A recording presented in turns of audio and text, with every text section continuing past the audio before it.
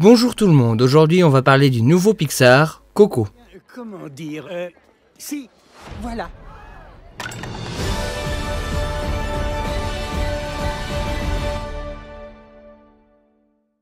Je fais partie de la génération qui a grandi avec Pixar. Toy Story, Nemo, Les Indestructibles, Monstres et compagnie, Cars, Ratatouille, Wall-E, c'est tous des films qui ont bercé mon enfance. Après, ça fait depuis Toy Story 3 en 2010 que Pixar n'a pas fait de vrais grands films marquants. Il y a eu un passage à vide où on se demandait franchement ce qu'il foutait, avec des films comme Rebelle et Cars 2, suivi d'une phase où Pixar enchaînait des films alternant de sympathiques à vraiment bons. Mais comme je l'ai dit, ça faisait longtemps qu'on n'avait pas eu de grand Pixar jusqu'à aujourd'hui. J'ai adoré Coco, qui est sans problème un de mes Pixar préférés. Pour vous dire, même moi, grand rock insensible qui a regardé la liste de Schindler et autres scènes les plus tristes de l'histoire du cinéma sans broncher, j'ai pleuré devant Coco. J'ai pleuré parce que ça parle de mort et ça le fait vraiment bien, ça le fait correctement. C'est pas juste des squelettes et c'est rigolo parce qu'ils peuvent se démonter et se reconstruire. C'est vraiment des êtres qui étaient vivants avant, qui maintenant sont morts, qui ont des proches qui se souviennent d'eux ou pas. Et ça joue là-dessus et c'est la première fois que je vois un film fait pour enfants avec ce sujet et que le fait avec autant de sensibilité et de respect. Tout en étant drôle, parce que ne se reniant pas, le film fait tout de même de l'humour avec les squelettes. Mais c'est un humour bien dosé qui se renouvelle continuellement, on n'a jamais deux fois le même gag. Coucou Disney. Et cet humour ne se fait jamais non plus au détriment des personnages. Le moteur reste l'intrigue et les histoires pour chacun des personnages. Re-coucou Disney. Et pour moi, c'est là qu'on arrive à la fibre anti-Disney du film, où il nous montre clairement la différence entre un bon et beau Pixar touchant et une mère Disney princesse formatée pour endoctriner les petites filles. On n'a pas de personnage comme Olaf qui ne sert à rien d'autre qu'à faire rire. Ici même, les comic relief ont une histoire. On a par exemple le personnage d'Hector qui semblait être au départ le sidekick de base qui allait accompagner le héros, l'aider un tout petit peu, mais surtout nous faire rire. Sauf qu'il s'est révélé être le personnage le plus touchant du film. Il m'a même tiré des larmes plus d'une fois. C'est un personnage qui a une histoire vraiment cruelle, vraiment injuste. Et dans un film Disney, voir quelque chose comme ça... Disney, mais non, justement pas Disney, Pixar. C'était vraiment bizarre de voir quelque chose comme ça. Et ça faisait du bien de voir quelque chose d'osé comme ça. Même l'animal de compagnie con, il a une évolution et une utilité. Le poulet à la con de Vaiana, il avait pas ça. Tant qu'on est sur les personnages, le méchant. Même s'il réutilise l'élément cliché de l'idole dans ce genre de film, il se révèle bien meilleur que tout ce qu'on a pu voir. Horriblement cruel et réaliste, c'est un personnage qui a goûté à la gloire et qui est prêt à tout pour la conserver. Et c'est pas juste des méchants de films qui sont comme ça. C'est vrai, ça existe pour de vrai, et c'est pour ça que je trouve bon et juste ce méchant, et pas forcé comme on a pu en voir. Et tant qu'on est sur les personnages, j'aimerais parler d'un petit point amusant. Le titre. Coco, c'est pas le nom du personnage principal. Et je suis assez content qu'il ne soit pas tombé dans ce piège de simplicité et appelé le film Miguel et la fête des morts.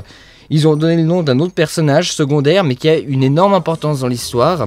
Sans être particulièrement présent, c'est un personnage qui est vraiment décisif. Et je suis content qu'ils aient donné ce titre-là, surtout que ça a une énorme importance dans le plan final, surtout. Ça, je vous laisse la surprise, je vous dirai rien là-dessus.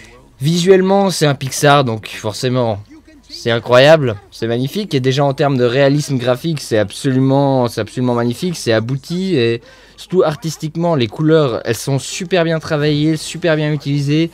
Les décors sont superbes, ils sont beaux, ils sont cherchés, c'est très créatif, il y a énormément de trucs, ils ont passé du temps à tout détailler, à tout créer, et ça fourmille de détails, et tous assez originaux. Alors, de manière générale, de par son sujet, comme je l'ai dit, le film est assez osé. Le plan d'ouverture, c'est une personne qui allume une bougie sur une tombe. Il n'y a pas de gag, il n'y a pas d'enjolivement, c'est juste un vivant qui rend hommage à un proche mort. Et de faire quelque chose d'aussi réaliste et simple, rien que ça à la base, ça m'a eu. Un film Pixar qui s'ouvre sur une scène aussi simple mais réaliste, c'est déjà un excellent point. Ensuite, on voit toute l'intro qui est racontée par le narrateur, qui est Miguel, le garçon, le héros principal, mais qui est raconté narrativement par des tapisseries, des espèces de tapisseries où on voit les différentes images qui représentent ce qu'il raconte et on passe de l'une à l'autre. Et c'était super bien trouvé, c'est super bien géré, c'est très bien fichu, c'est très bien trouvé. Comme tout le film en fait au final. Et parler rapidement d'un truc qui pour moi aussi est décisif, la musique. je vais un peu finir là-dessus. Et c'est là qu'on voit la différence avec Disney. Dans Coco, la musique a une vraie importance. C'est une partie importante du scénario. La musique est indissociable de l'histoire et des scènes. Il y a des scènes de chant. Alors déjà elles sont réalistes, hein. C'est un type qui prend une guitare et qui chante en jouant la guitare. Il n'y a que de la guitare. C'est pas tout d'un coup il y a un orchestre qui sort du trou du cul d'on ne sait où pour accompagner une chanson improvisée. Mais en plus c'est des chansons qui sont importantes. C'est importantes.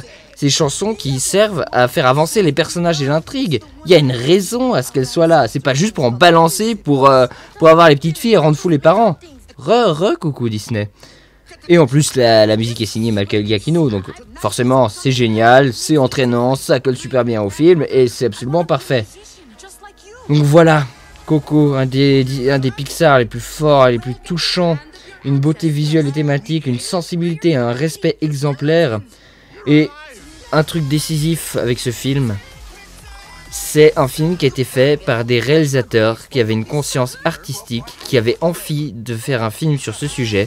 C'est pas une énième merde Disney faite pour le calendrier annuel pour avoir les petites filles à telle période de l'année. C'est un vrai film fait par des vraies personnes qui aiment le cinéma et qui sont de vrais artistes. Et pour moi, ça place ce film plus haut que tout ce que Disney a pu faire avant. Et surtout, ça fait du bien de voir un bon film d'animation cette année. Parce que, je suis désolé, mais entre Baby Boss, Emoji et Ninjago, franchement, ça fait du bien d'en faire un comme ça. Et aussi, je pense qu'une partie de mes larmes que j'ai versées durant le film, c'était aussi des larmes de joie. Parce que j'ai enfin retrouvé le Pixar de mon enfance. Le Pixar qui m'a fait rêver et qui m'a accompagné quand j'étais petit. Coco, c'est vraiment le retour en force de Pixar. Je vous encourage vraiment à aller le voir.